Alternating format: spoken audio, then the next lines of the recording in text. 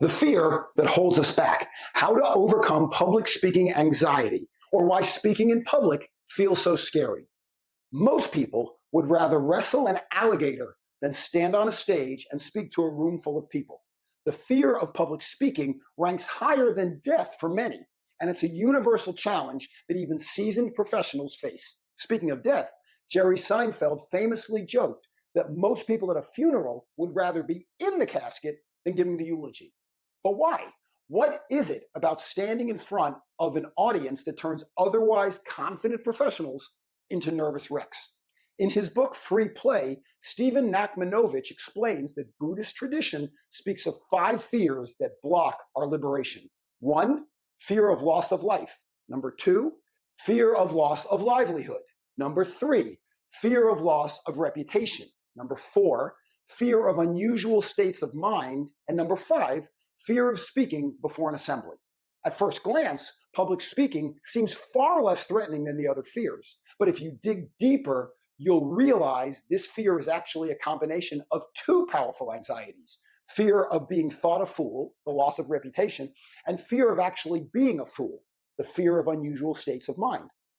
As someone who makes a living standing on stages around the world, I can tell you these fears are real. But first, a story.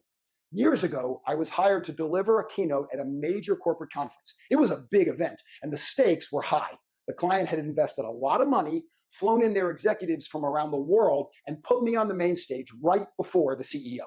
I stepped up to the microphone, looked out at the crowd, and blanked completely.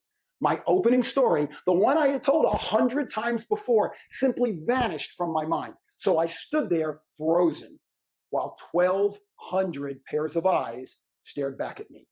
In that moment, both of Nachmanovich's fears hit me at once. Was I about to be thought a fool, or worse, was I actually being a fool?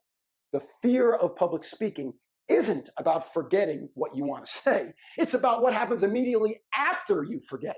The truth is, nobody in the audience is hoping you'll fail. Nobody wants you to look foolish, and nobody wants to be bored or feel uncomfortable. People want to be engaged, entertained, educated, and enlightened. They're not keeping score and won't know if you missed a sentence or two, or even your introduction. So instead of panicking, I took a deep breath, smiled, and told the audience exactly what happened. Well, I said, it turns out I was so excited to talk to you today that I completely forgot how I was going to start. The room burst into laughter, the tension broke, and I found my place. The rest of the talk went off without a hitch. As I stepped off the stage, my client ran up and complimented me on planning such a unique opening to get the audience on my side right from the start. At first, I thought you really forgot what you were going to say, but then I realized you were toying with us. You totally got me. Great job. You're a real pro. If he only knew. If you struggle with the fear of public speaking, remember these 3 things. 1, your audience is rooting for you. They want you to succeed. They're not sitting there waiting for you to fail. 2, be authentic, not perfect. Authenticity beats perfection every time. People connect with real, relatable speakers, not robots or AI delivering perfectly memorized scripts. And 3, embrace your nerves. Use them as fuel for a stronger performance. Even after decades on stage, I still occasionally feel a rush of nerves before I get up to speak. But I've learned to use that energy rather than let it stop me. Public speaking isn't about eliminating fear.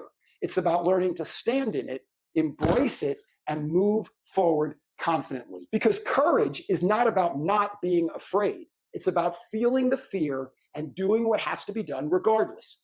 Every great speaker, leader, or performer has felt those nerves.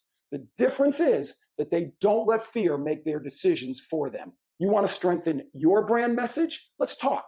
Branding and messaging strategy are at the core of everything I do. Whether I'm speaking on stage or helping companies refine their brand message, I specialize in crafting compelling narratives that engage, inspire, and drive action.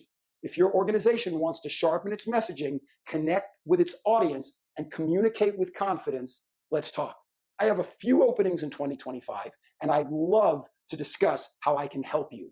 Let's set up a conversation to explore how we can make your brand's message stronger and more impactful.